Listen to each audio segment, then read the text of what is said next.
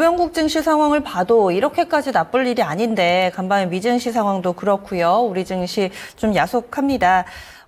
중국 증시는 아직 개장을 안 했고요. 현재 진행되고 있는 일본 증시도 약보합권 정도로 우리 증시만큼 깊게 하락하지는 않습니다. 현재 종목별로도 봤을 때 하락이 훨씬 더 많습니다. 2,000개 넘게 밀려 내려가고 있는 상황인데요. 이런 가운데 특징주 어떤 점들을 봐야 될지 시장의 돌파구 알아보도록 하겠습니다. 오늘 점성 스크린 미리 보기 ISS의 송범선 실장 만나보시죠. 안녕하세요. 송범선입니다.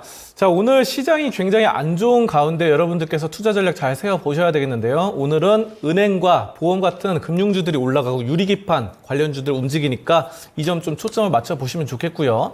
한 종목씩 살펴보겠습니다. 첫 번째 종목은 삼성공조입니다.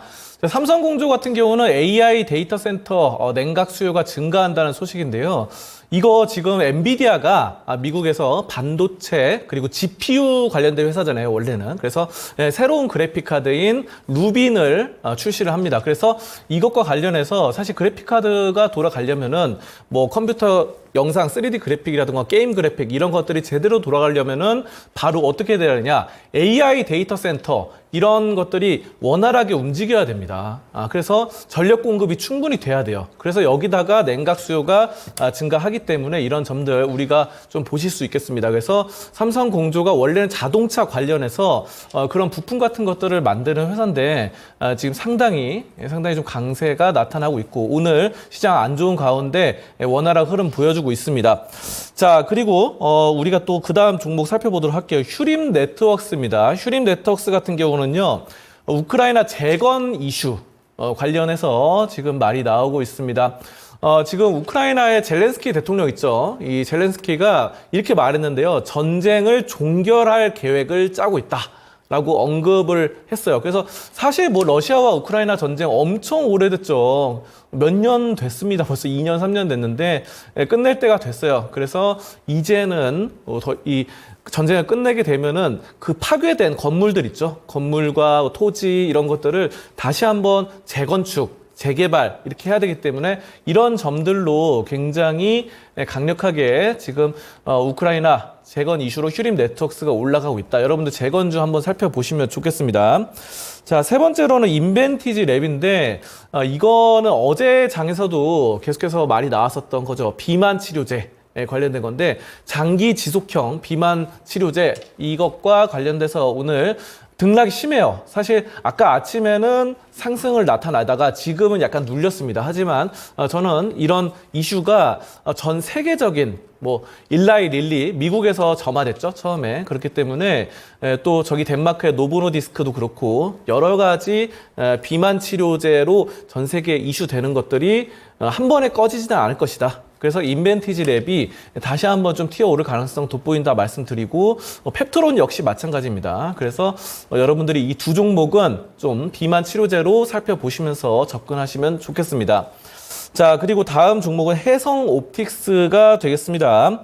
해성옵틱스는 수자원 기술의 이 지분을 굉장히 투자를 많이 했다고 합니다. 그래서 주식을 45억 이상 45억 9천억 원 가량을 투자를 했기 때문에 이런 사업 다각화라는 측면 이런 것들이 신성장 동력으로 자리를 잡고 있어요. 그래서 지분 투자 사실 뭐 45억 그러면 회사 단위에서 봤을 때 그렇게 큰 금액은 아니에요.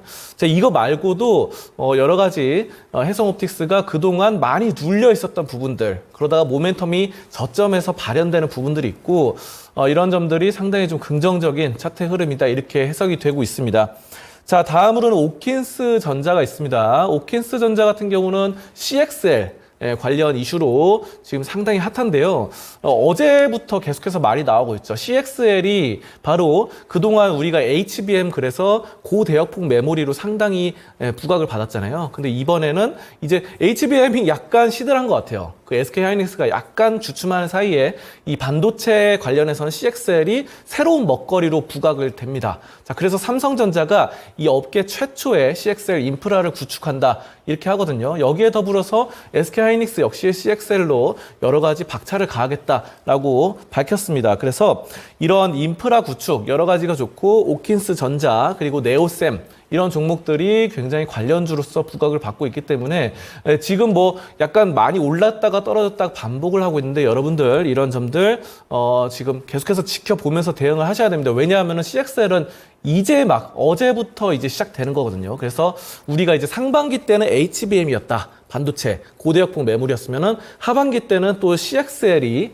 될 가능성이 굉장히 높기 때문에 여러분들이 이 포인트 갖고 가시면 좋겠습니다. 자, 다음으로는 AB온입니다. AB온은 이 존슨앤존스 계열사인 얀센과 손을 잡았어요. 그래서 병용요법을 한다고 하는데 자, 이게 지금 비소세포 폐암을 치료하는 그런 기술입니다. 그래서 병용요법이 뭐냐면은 병용임상. 원래 이제 얀센이 예전에 코로나로 유명했잖아요. 그래서 그런 회사가 엄청난 큰 회사가 만든 약품이 있는데 이거를 혼자 쓰면 잘 안 되는 거를 다른 제품을 두 개 섞어가지고 더블로 해서 만드는 게 병용요법입니다. 자, 그래서 이걸로 인해서 지금 계속해서 체중 변화도 없다. 이걸 투여하니까. 그러니까 부작용이 없는 거죠. 부작용이 많이 없는 걸로 지금 성공적으로 개발해 나가고 있다는 점에서 AB온이 장중에 초반에 좀 올랐다가 지금 약간 눌리긴 했는데 확실히 시장을 이기는 종목이 많지 않은 것 같아요. 시장이 갑자기 코스닥이 눌리다 보니까 이렇게 되는 점 여러분들 알아두시면 될 것 같고요. 종목들 이렇게 6가지 살펴보고 오늘도 시장 안 좋은 가운데 성공 투자 전략 세워 나가셨으면 좋겠습니다. 그래서 그런지 오늘 개별주들을 좀 많이 꼽아주셨어요. 점상 시크릿 본편은 바로 이어서 유튜브 토마토 증권통 채널에서 이어집니다. 오늘 전체적으로 대형주 쪽에서는 금융주 강하거든요. 금융주 강세 배경들 그리고 밸류 프로그램 관련해서 다시 좀 봐야 되는지 짚어보고요. 하락 장세 속에서 이슈 있는 종목군들만 그나마 좀 살아남습니다. 이슈 매매법에 대해서 알려드린다고 하니까 많이 관심 가져주시길 바라겠습니다. 지금까지 다양한 투자 판단에 대한 도움 말씀드렸습니다. 종목의 상승 하락을 보장하지는 않습니다. 함께해 주신 여러분 고맙습니다.